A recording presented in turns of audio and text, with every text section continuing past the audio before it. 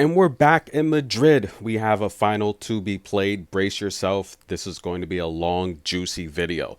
Now, Sabalenka is trying to join Serena Williams as one of the few players to repeat here in Madrid. Serena was the first player to do it, and she's the only player to win singles and doubles in this competition. We saw Serena, the great Serena Williams, the GOAT, do it in 2012 and 2013. And we saw Simona Halep do it in 16 and 17. Now, Halep was on a tear during 16 and 17.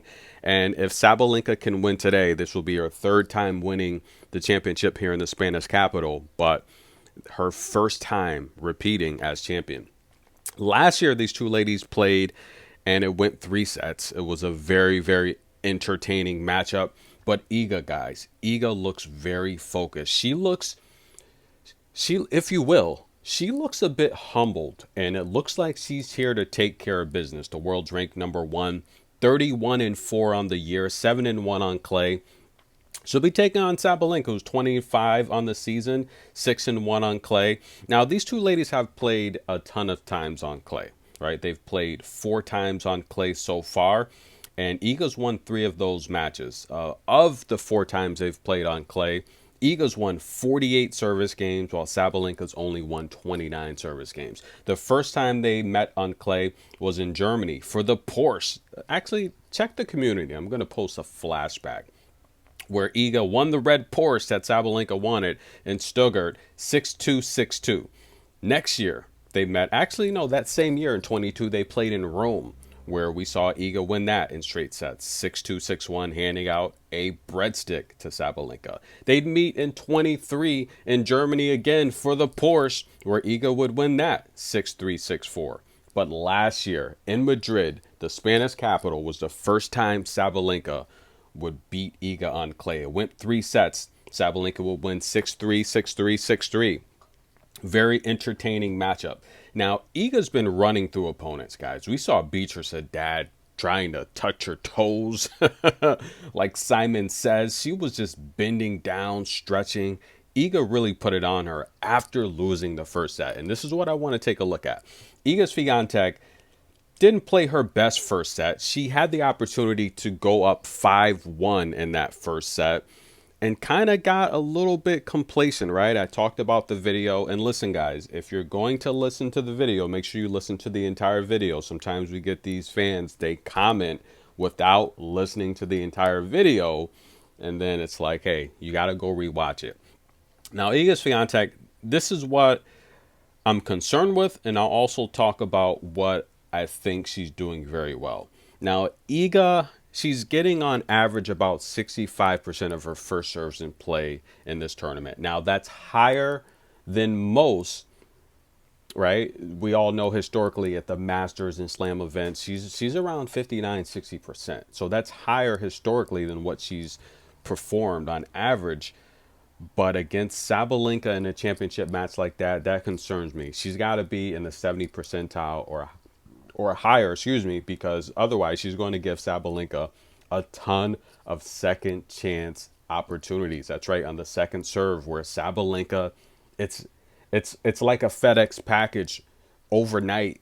It's going to be there. It's not coming back. That forehand rocket, it's just not coming back. And I would like to see Iga in the 70 percentile range.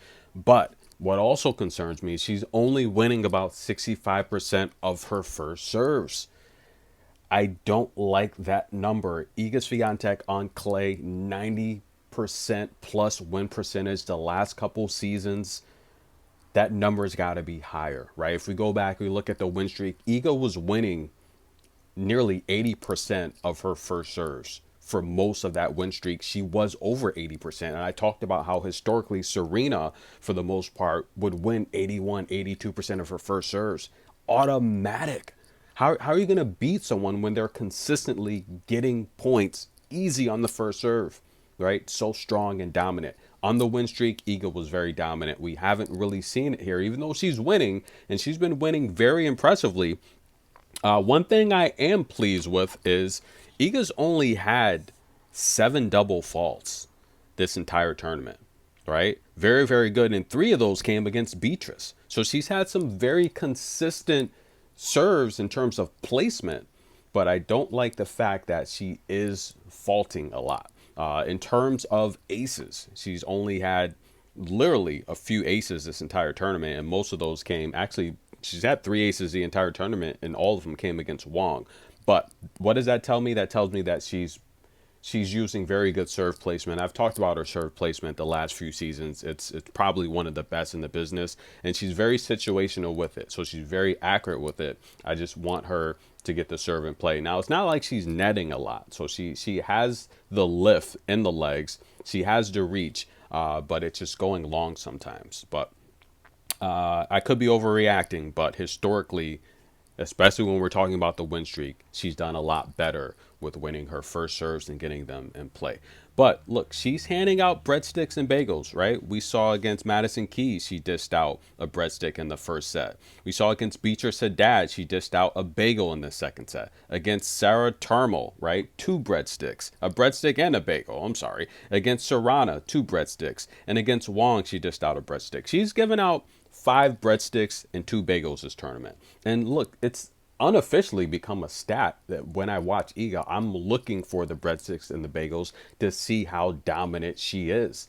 It's become that, right? Because if we're seeing breadsticks and bagels, we know that she's playing dominant. For Iga Swiatek to win this match, I would love to see her first serve in play over the 70 percentile range. Give Sabalenka reduced second looks on the second serve. We don't want Sabalenka looking at the second serve at all. And I would like to see Iga win 75+% of her first serves. She's got to set the tone. She's got to be dominant. She cannot give Sabalenka any second looks or any confidence to be able to get in this match. But I think Iga Swiatek, she's got to use her footwork. She's got to make the slower person, Sabalenka, come forward and hit passing shots. I've talked about how Sabalenka in the past, just her footwork is, and she is tall. She's taller than Iga. She's one of the taller players on tour. Sabalenka, her net plays is not that great. The only time her net plays great is when she's blasting off that first serve and she's coming forward for a volley or to just finish you. But when she has to defend the net, it's horrible. Go watch that match with Coco at the Australian Open. Sabalenka looked horrible. Coco made Sabalenka, and I'm surprised Sabalenka won that match because Coco was up 6-5, 30-love in the first set. She was up in the second set, 4-3, love 30. So Coco had her chances, and I've talked about Coco in the past, how in these big tournaments, when the draw completely opens up, I think she gets a little complacent. She looks ahead, and then she gets eliminated. But Coco should have won that second slam this year in Australia, and it should have happened. But watch that match. You see how sloppy Sabalenka's footwork is because she's so used to overpowering opponents and getting her way that when she has it, she's not a great defender. Let's just be honest. Sabalenka's best defense is her offense, and I feel Iga Swiatek has got to use her footwork, get Sabalenka to come forward and hit passing shots. It's going to be there. You saw against Madison Keys. Great game plan. A ton of passing shots. Get Madison Keys off of that baseline. Hit the passing shots. The same opportunities will be there for Sabalenka. It's a very comparable matchup, right, guys? But the one thing that does concern me, Iga Swiatek, she's had about 53 break points in this tournament. She's only converted 28. I would love to see Iga Swiatek 60, 70% again. I think 70 is going to be the magic number for Iga. She has to convert her breakpoint opportunities. So if Iga does those things, I think she's going to win this match. Let's take a look at Sabalenka. And again, Iga, look, she seems a bit humbled to me, and that scares me because she seems laser focused. She apologized to the fans for what happened last year. That's a champion. Look, guys, did you see this interview? She apologized to the fans for losing the championship. Whoa, that scares me. Sabalenka. And to feel the rhythm, feel the game. I wish I would finish all those matches in two sets, but if I need to play in three sets and if I need to fight for these wins in three sets, I'm gonna.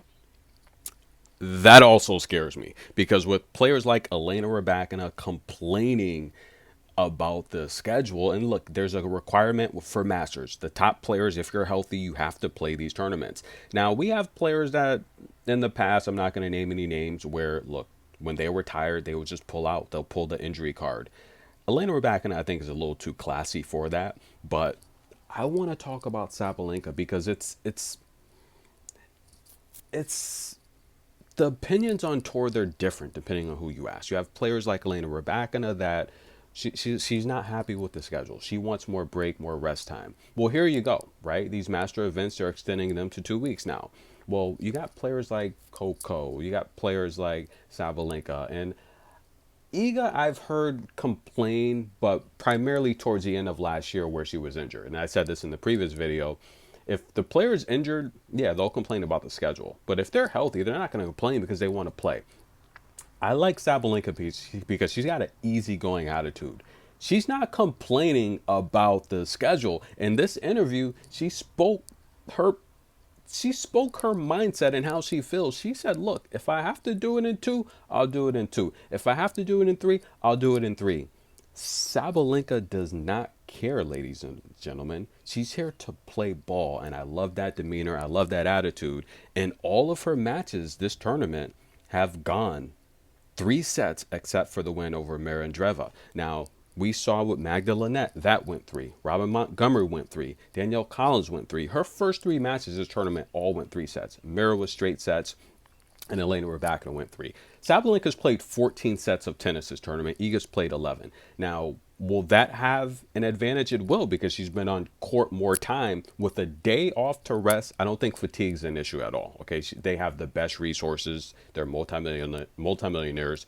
They have the best resources. They'll be recovered and ready to play. You know, one of the subscribers said he thinks Iga's going to win because she'll be fresher. I don't think fresh is an issue. When you know you have to win 2 sets for a title, I don't think fatigue is an issue at all, because your adrenaline, your mental focus, it's going to wipe away any fatigue you may even think you have, right? So nonetheless, the extra time on court, in my opinion, I think it benefits Sabalenka, because she just said in that interview, it's a good opportunity to find your rhythm. Coco's talked about it. These early clay tournaments, the top stars are rusty. It's their first or second match on clay. They have to find their rhythm, which is why there's been a lot of upsets, and this is why a lot of these matches have gone 3 sets, right?